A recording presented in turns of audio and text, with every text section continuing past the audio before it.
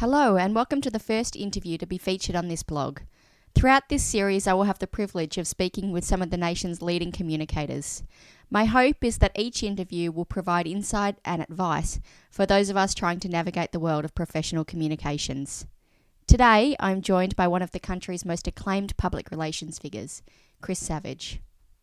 I just would like it if you could start by providing a bit of background on your career and some significant highlights in your professional life. Sure. So I started my PR career really by chance. I wanted to be a journalist, and I did a Bachelor of Arts Journalism degree from what was then the Hartley College of Further Education, and now is called the South Australian University, I think. Yep. It was a much sought-after degree course back in the early 1980s. While I was doing my journalism degree, I realized that to be a journalist, it wasn't quite as glamorous initially as I thought. I thought I'd immediately become a 60 Minutes reporter, but Yep. no, I'd have to go through the hard yards of regional newspapers and what have you. Yep. By chance, I got an interview with a PR firm in Adelaide, and I got a 1-week internship there while the managing director was away on leave, and I must have done a good job because when he came back, he offered me a job. Yep. So I started off in the Adelaide office of a business called Burson Marsteller. Spent 9 months there and then was transferred to their regional headquarters in Hong Kong. 3 years in Hong Kong and then back to Sydney, where I quickly rose up through the ranks to be managing director of the Sydney office and then chief executive of the Australian business, Yep. basically about 10 years after I joined that firm, and then ultimately chairman of the Asia Pacific business. I was 15 years at Burson Marsteller, which at the time was the biggest PR firm in the Asia Pacific. Mm-hmm. Then I took a couple of years out from the business world to do some other things, and then in the early 2000s, I did two things concurrently. One, I started my own PR firm, a financial PR firm called Savage and Horrigan, but I brought on board a global business called Ogilvy PR Yes. as a founding shareholder with me in that business. At the same time, they asked me to start Ogilvy PR in Australia, which I did. And over the next 7 years, we built that business to be the biggest PR firm in Australia's history of PR, and it still is today. Yep. And we built that to be a $27 million business. And over that period, I gradually sold my company fully into that group. Mm-hmm. And when I completed doing that in about 2008, I moved from that role to become the chief operating officer of one of the businesses that was involved with us, a business called STW, which is the biggest marketing communications company in the Southern Hemisphere, owning 80 different advertising, digital, branding, PR companies. And I was chief operating officer of that company, which was listed on the Australian Stock Exchange for 7 years, up until 2 years ago when I quit to start my own company again. And my own company now, the Savage Company, is an investor and an advisory business. I'm now a partner and shareholder in a number of different communications companies, including 2 PR companies. Yep. So I'm chairman of a PR firm called the 6am Agency, which is a specialist well-being and health PR firm. And I'm also chairman and shareholder in a financial corporate reputation firm called K3 Advisors. And those are the 2 PR businesses that I'm involved in today. So I've enjoyed a 30-year career predominantly in PR, Mm-hmm. but with 7 years having a much wider perspective across the whole world of communications. And that's really my story. Okay.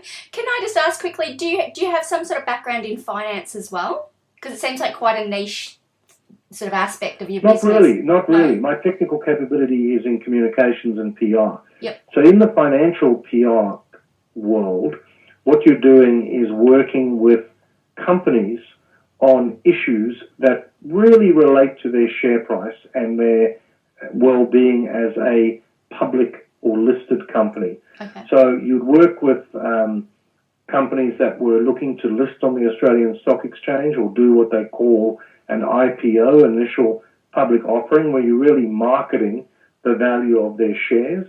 You get involved in mergers and acquisitions, so takeovers. Yep. And you also get involved in helping to protect their reputation, to help protect and build their share price and the value of that organisation. So I was never really deeply expert on the financial side of it.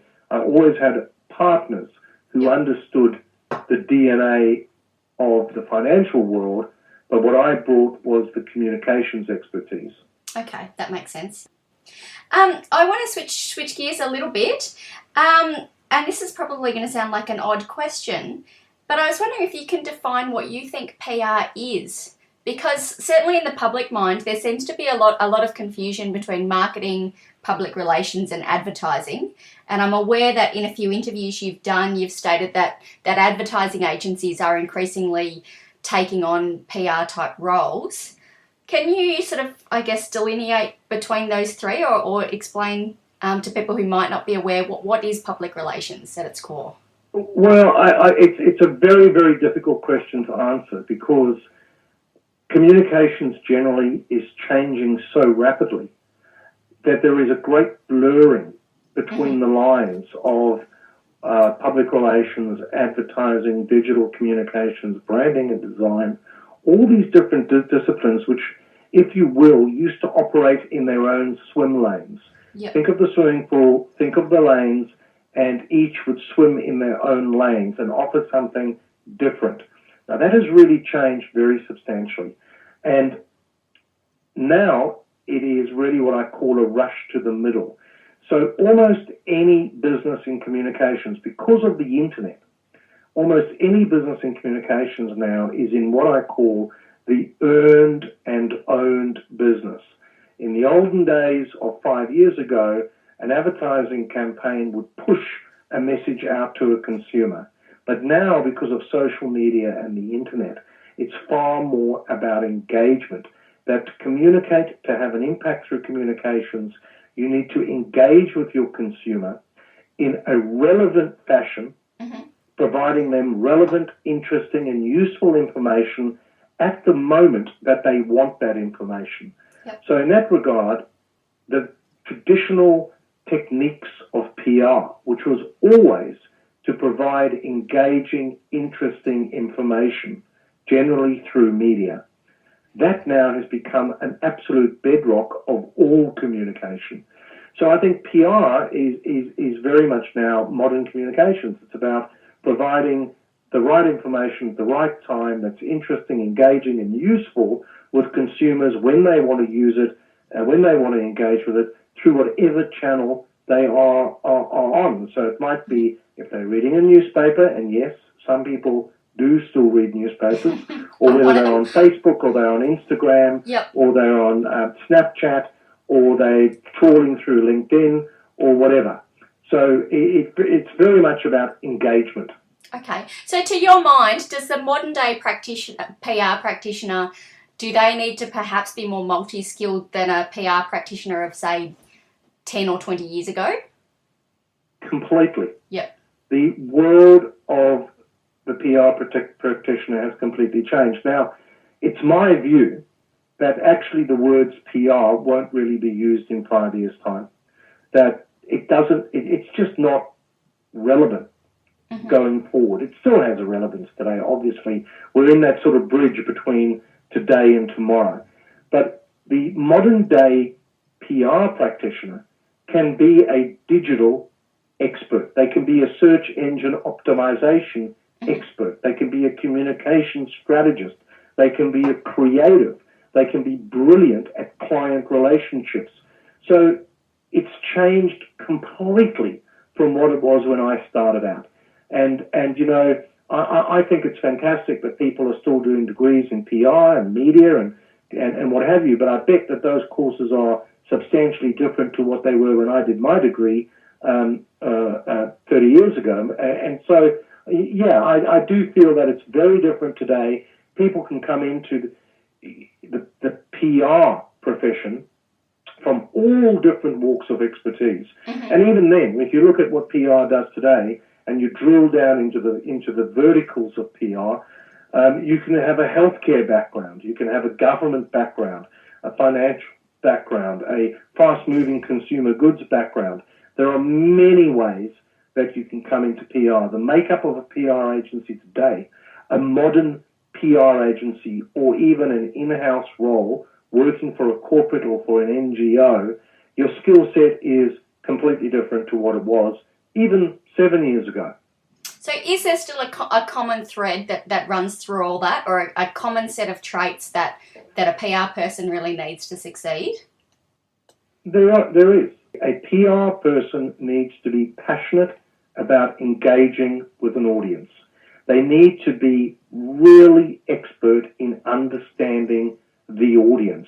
If the audience is a 17-year-old girl, it's a completely different understanding of what media they're using, how they like to be communicated with, who the influencers are on them, what influences them. And then if you think about, well, how does that apply to a investor in a superannuation fund who's in their 50s, it's a completely different world that you've got to interact with them. And, it's the baby boomers are more au fait and bigger users of Facebook than just about anybody else. Yep. So you've got to think about how you're interacting with them. So, yes, that will be my answer to that question. Okay. I had a question too when I was researching you. You'd done an interesting blog post in which you talk about this concept of grow where you're planted. And I assume that to mean develop in terms of your natural experience, strengths, interests, that sort of thing. Can you speak a little bit to that concept? Because it sounds like if you're marketing to a 17-year-old Taylor Swift fan versus a 67-year-old retiree, is that the same animal who can go across the board and do all that, or is it about finding a niche where your expertise is really... It is about finding a niche, but the niche can be in two ways. Your niche can be around an audience, so you can develop real expertise around, I know millennials better than anyone else. I know baby boomers better than anyone else.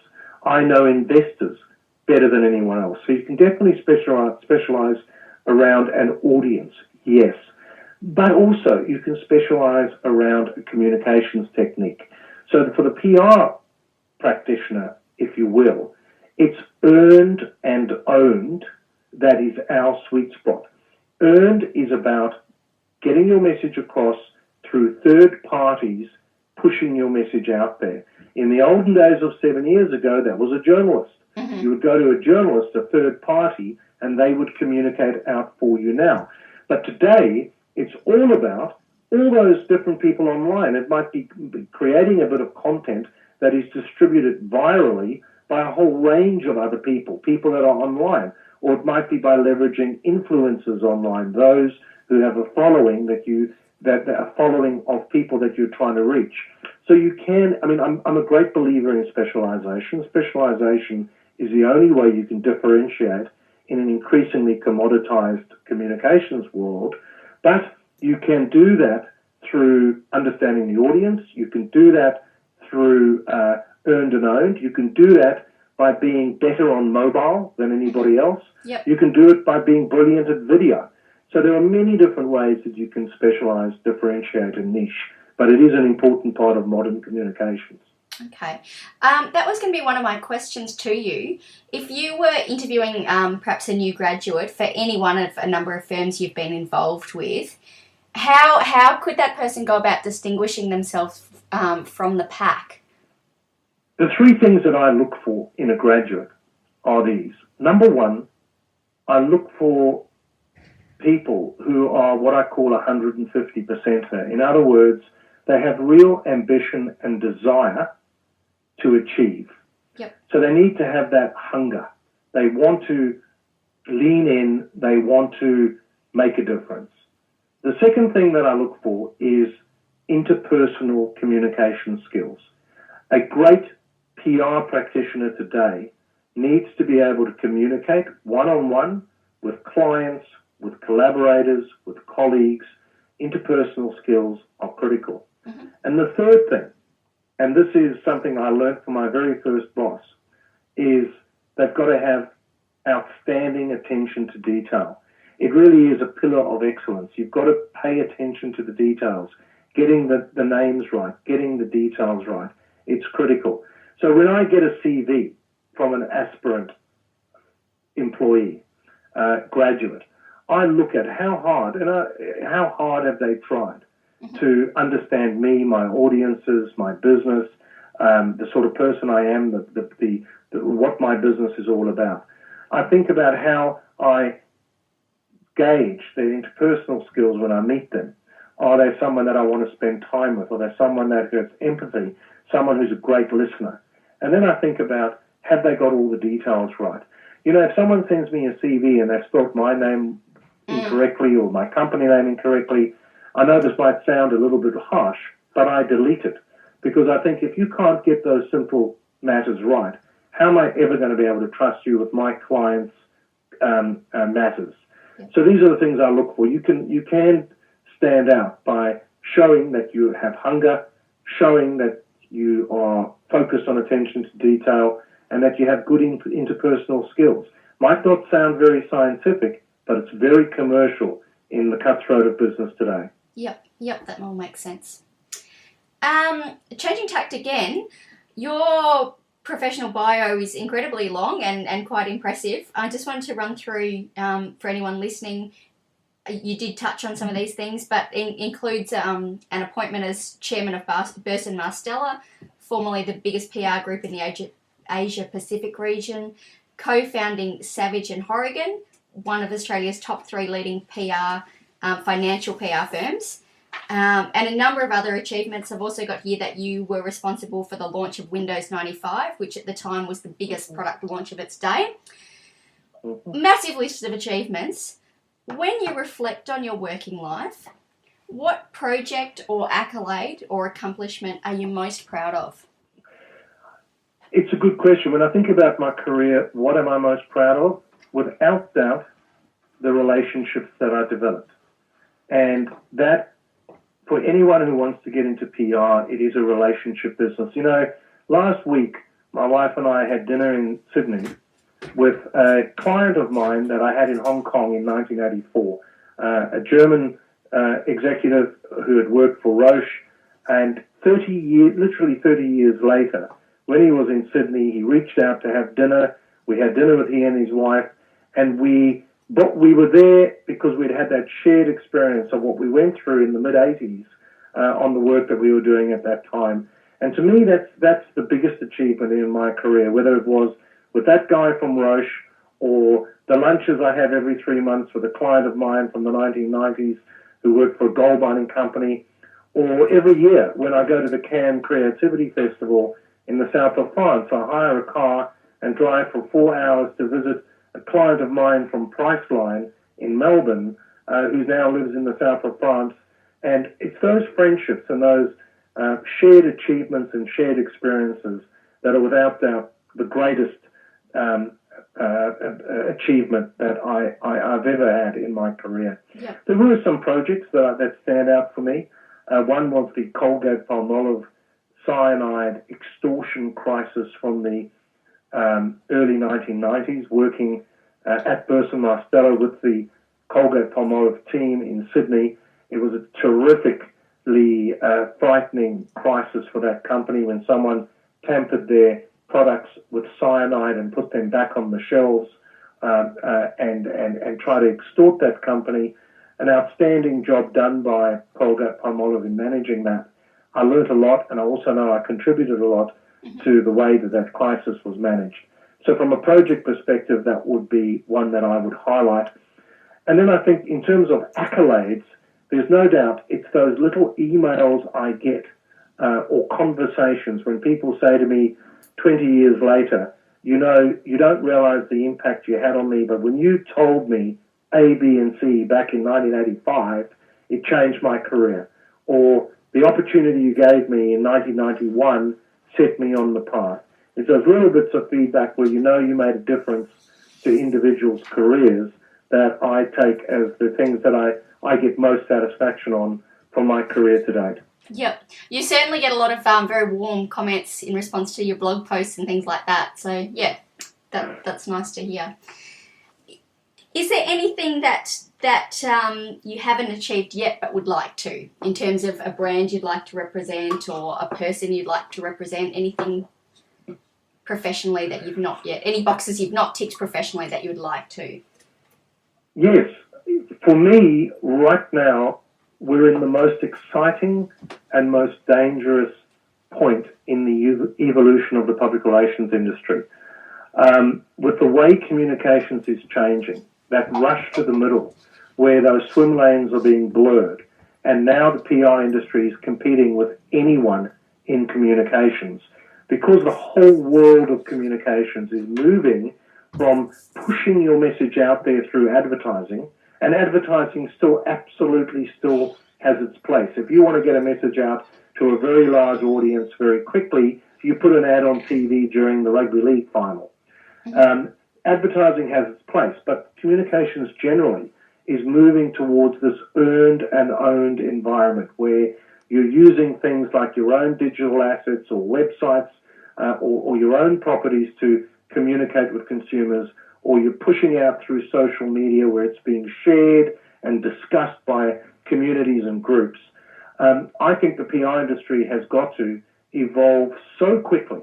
Many of the people in PR today won't survive and will fall by the wayside.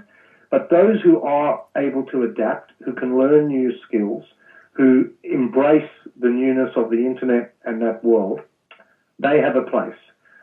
So my challenge, I guess the thing that I haven't done yet is I feel like I've only just begun, quite frankly. I want to work with the PR industry and also the companies that I'm invested in to help them survive and thrive through transformation. And that's what I want to do. So I certainly am not claiming victory yet. I think there's 10 more hard years of work to see if the PR industry can have a place at the big table in the future of communications. And there's lots of work to be done in that regard. Have you, in the last few years, observed any particular campaigns or really impressive sort of work and really sort of, wished you'd been responsible for that, or thought, geez, something that you've looked at with some degree of envy or admiration? Yeah, I think that the campaign done for the, I can't remember who the client was, I think it's the Transport Authority of Victoria, the Meet Graham campaign, which was developed by the good folk at Clemenger. It's a wonderful campaign around road safety, where instead of doing a traditional scare advertising campaign around showing a car smashing into a bus, the campaign was based around using data, creating a human being that was designed to survive road crashes. So they said, for a human being to survive road crashes, they need to be constructed this way. And I don't know if you've ever seen that campaign, but I haven't. No, it was really it's very awarded. It's won considerable awards at the Cannes Creativity Festival, the PR Awards. I was on the ADMA, the Australian Direct Marketing Association Awards, or Digital Marketing Awards recently, and it won considerable awards there. But it was using data to create a idea that would create a lot of curiosity and engagement with consumers. And that idea works so well that now even in schools around Australia, when they're trying to teach kids around responsible driving, they're showing Graham, this character, as a great example of how to survive road crashes you need a massive neck and a huge head and armor-plated chest.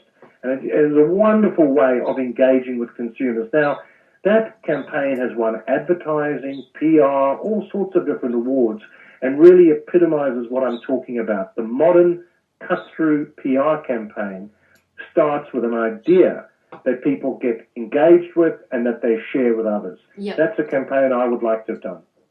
While we're talking about people in the industry you admire or projects you admire, in a recent Mumbrella article, you were quoted as listing off some agencies you think are of particular note. One Green Bean, Sling and Stone, Atomic 212. What is it about these agencies that makes them so distinctive and that assures their sort of longevity? I think what it is that the modern communications agency, the modern PR firm, doesn't start the process of how to solve the brief or the client challenge by thinking about what they do. In other words, here's a client problem. How does PR solve that problem? These agencies look at the client problem and come up with the right idea that's going to engage with that client. So that often that idea is not based on the channel. It's based on the right idea to engage with the consumer. So therefore, you come up with the idea and then you work out what's the right channel. Sometimes the idea needs to be executed through social media or through video or sometimes through advertising. So I think what you're finding is that these agencies are coming up with the idea and then they're working out how to distribute it. Not, we need an idea that we can PR. Rather, what's the right idea? Now, if you look at that Meet Graham campaign that I just outlined, that was a traditional advertising agency coming up with an idea that was actually a PR idea. Is it best distributed through media, through an event, through outdoor, through advertising, a combination of those things? And that's why I'm saying those swim lines are blurring, because PR people aren't just doing PR. They're doing digital, they're doing advertising, they're doing video. So rather than in the future having those distinct disciplines, what will it just be known as the communications industry, or how do you think people will refer to it? I think that it's going to be the communications industry, but you come to it with a heritage or specialization in one of the disciplines. Yep. So in other words, you'd be a modern communications agency with a deep heritage in earned and owned, or a modern communications agency with a deep heritage in branding and design, or in digital first, or it might be in advertising and creative. So, they're going to come at it with a heritage, but it's basically communications. You see this.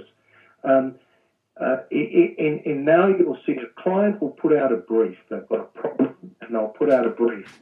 The agencies that will pitch that brief will be a mixture. You'll have a PR firm, you'll have an advertising agency, you'll have one of the big consultancies like Deloitte or Accenture or PwC. You might have a data business. You might even have a content agency that's owned by Channel 9.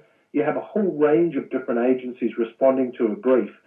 I guess have you got any sort of closing advice or closing remarks for somebody either starting in the PR industry or who's perhaps already operating in that industry but wishes to progress further?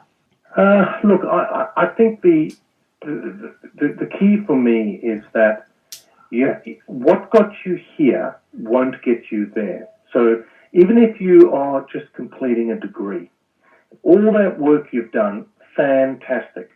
There's going to be more change in the next 3 years in our industry than there's been in my entire career. And for anyone entering the industry, you've got 30, 40-year marathon career ahead. You're going to go through 10 lots of change. So you need to really go forward with a complete commitment to continual learning. Yep. You need to do what I call now a nano degree. And that means that every 3 or 4 months you need to say to yourself, what do I need to know more about? What's the latest technology? So for me right now, my nano degree is around artificial intelligence.